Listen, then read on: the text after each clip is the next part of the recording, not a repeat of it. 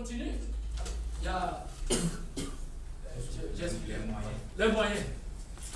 Ce chiffre d'affaires en question, il faut bien qu'on mette les moyens pour réaliser ça. Alors, la première des choses, de quel matériel devez-vous disposer pour démarrer votre activité?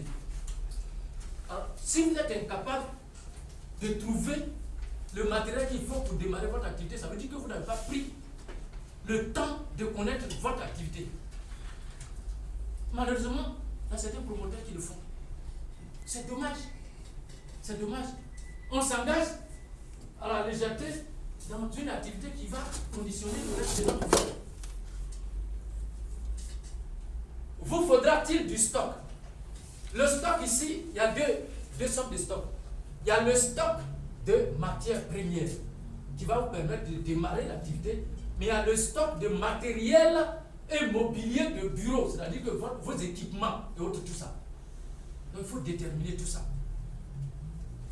Ensuite, c'est pour ça qu'on a posé la question lequel. Il faut être capable de connaître ça. La question suivante, vous faudra-t-il la trésorerie d'avance? Alors vous verrez ça en finance, mais je voudrais poser la question. Qui fait un peu de quoi il s'agit? Parce qu'en haut, on a parlé de matériel et autres, tout ça. Et puis on vient poser cette question. Il s'agit de quoi? Si on a des financiers qui peuvent nous aider, oui. Moi, je ne suis pas financier, mais je pense qu'on peut parler aussi de le fonds de roulement aussi. Le fonds de roulement. Parce que le tout n'est pas d'avoir le matériel. Quand vous allez démarrer, les 3 premiers mois, c'est supposé qu'il n'y a aucune entrée d'argent, à part les supérettes où on fait du cash. Donc, cet argent, au bout de 3 mois, il y a une équipe qui travaille avec vous, il faut les payer. Il y a l'eau, il y a l'électricité, vous avez le loyer et autres, tout ça. Le législateur a prévu tout ça pour que vous puissiez prévoir de l'argent. Donc, quand vous avez demandé de l'argent pour les investissements qu'on a vus au-dessus, c'est-à-dire le matériel et autour, il faut aussi prévoir quelque chose en termes de trésorerie pour vous permettre d'être fluide quand vous allez démarrer dans les 3 premiers mois. Il y a des gens qui oublient ça. Aurez-vous besoin de recruter? Nombre de personnes à recruter dans les premières années de votre activité. Oui, vous allez recruter, mais on vous demande quand même, il faut connaître à peu près le nombre dans les premières années. C'est pour ça qu'on ne recrute pas tout le monde. On dit, je vais recruter 20 personnes, mais dans les premières années, ça sera peut-être 5, ça sera peut-être 10, ça sera 15. C'est peut-être au bout de la 4e année qu'on va atteindre ces 20. Mais, ce n'est pas absolu. Parce que il peut arriver que l'activité parte plus vite que ce que vous avez prévu. Donc vous allez vous retrouver ce que vous avez voulu recruter pendant à la 6e année, vous pouvez recruter ça à la 4e année. Parce que l'activité permet et vous allez même dépasser ce nombre-là. A contrario, si vous avez prévu 20, vous risquez de vous retrouver seulement à 7. Parce que l'activité n'a pas pu décoller comme vous l'avez souhaité. De quels moyens financiers pensez-vous avoir besoin? C'est ici seulement qu'on peut parler du coût de son projet.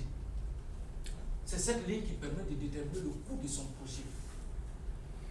Quand on parle de créer entreprise, tout le monde est en train de dire il n'y a pas de financement, il n'y a pas de financement. Mais quand vous leur posez la question, vous avez besoin de combien? Le montant qu'ils sont en train de vous donner, c'est basé sur quoi?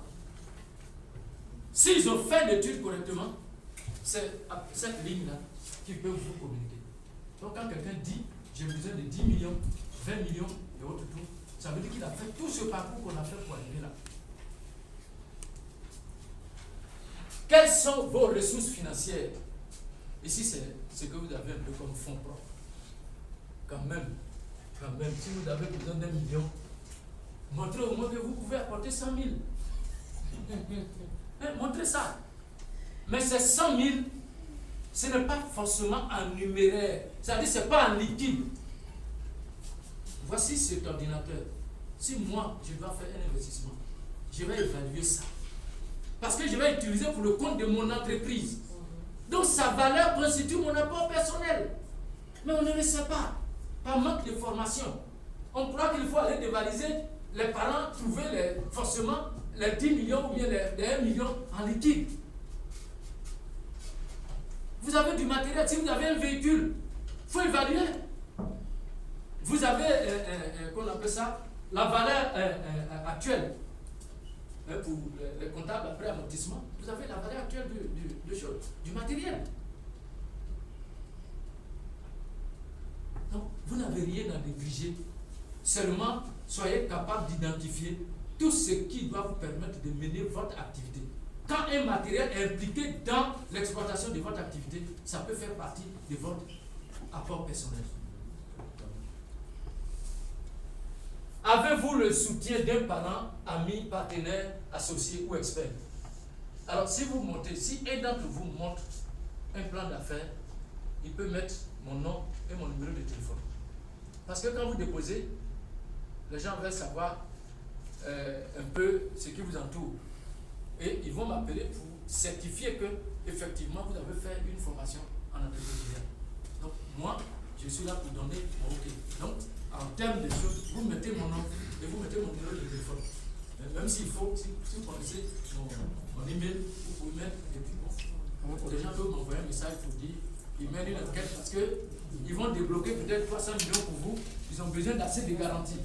Donc nous, pour avoir partagé avec vous pendant ces 2 jours, nous sommes à même de dire oui, ce monsieur, je pense qu'il a les aptitudes nécessaires pour pouvoir utiliser l'argent que vous voulez lui donner.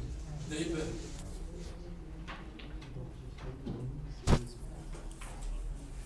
Expérience. Avez-vous déjà entrepris de créer une activité génératrice de revenus? Je vous en prie, je ne suis pas en train de vous demander si, pendant que vous êtes là, si vous avez une affaire. Je vous demande simplement depuis le CPN ou la maternelle, pour ceux qui ont eu cette chance, est-ce que vous avez vendu un jour de bonbons? Vous avez vendu ceci, c'est de ça qu'il s'agit. Parce que quand on devient homme d'affaires, ces réflexes-là apparaissent. Ça vient en surface. Vous vous rappelez que vous avez négocié avec un ami quand vous étiez au CM1 pour vendre des bonbons. Vous n'avez pas payé, mais vous avez utilisé une astuce et vous avez vendu, vous avez pris votre argent.